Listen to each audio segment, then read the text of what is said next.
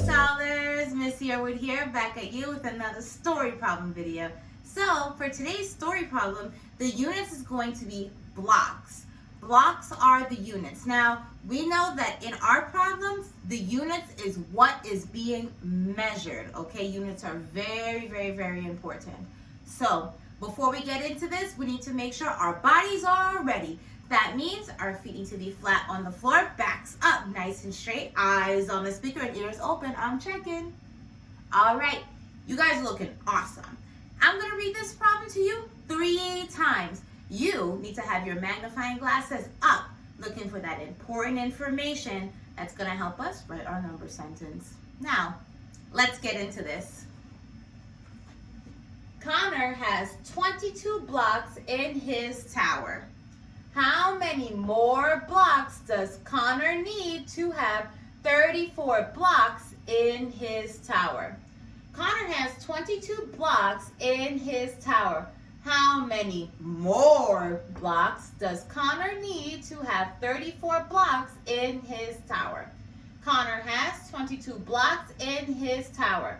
How many more blocks does Connor need to have 34 blocks in his tower? We are going to mark up this text circling the numbers and underlining important words. Connor has 22 blocks.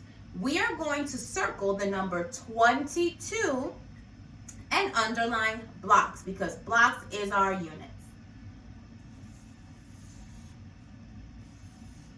Okay, and we're going to start building our number sentence. So we know that our number sentence is going to start with the number 22 because that's the first bit of information that we are given.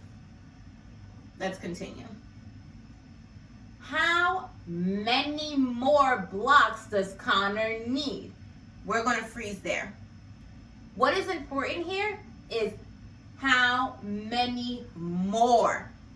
Many more. Many more makes me think of addition because when we hear the word more, we know that we are going to be adding something, okay? So we're going to put our addition sign right next to this 22. And also, can't forget, underline the words. Many more blocks. How many more blocks does Connor need to have 34 blocks in his tower? So you tell me, what are we going to circle here? Yes, the 34 blocks. Underline that blocks. Perfect. So now, let's go back here. We know that we're adding something, but do we know how much we're adding to 22? No, not yet. That is our unknown in our problem. We don't know yet. We have to solve for that. So we're going to put a line there, leave an empty spot for now. And then we know that he has 34 all together. Okay, now let's take a look at this. We know that part plus part equal whole. So let's think. Let's take a look at this problem. 22 plus blank equals 34. So what is going to be our whole? Tell me the whole first. Yes, the whole is going to be 34. Now, if this is a whole, that means that 22 and the blank one here is going to be our parts.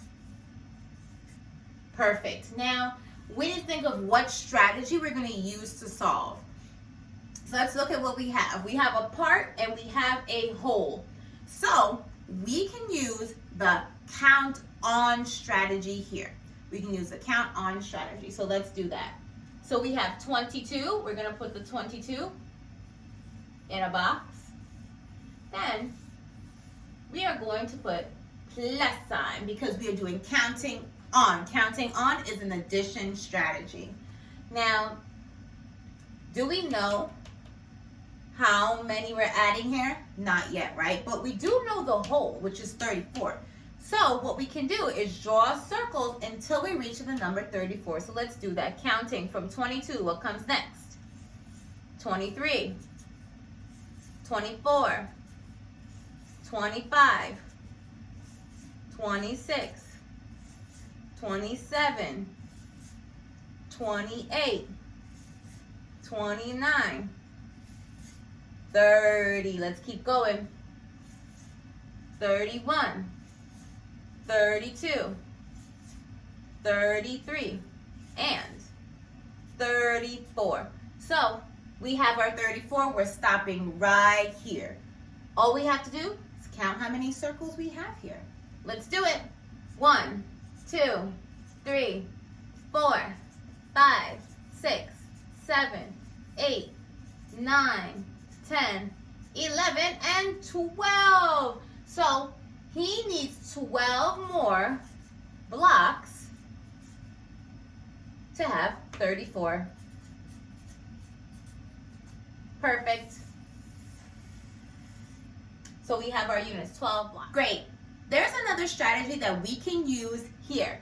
We can use the count on with base 10 strategy to get the answer to this problem. So I'm going to show you guys how to do that. So we're going to start with the number 22. So we're going to bring that down, 22. And then we're going to bring our number sentence down. 22 plus blank equals 34. Now, we're going to still put a plus sign because we're adding. And then we're just going to count by 10. So we're going to do our first 10. Let's do a 10 here. Okay? We're going to put 10 at the top here. Now, when we're counting by 22 and we're trying to get to the next 10, we know that the ones is going to stay the same and the 10 goes up by 1.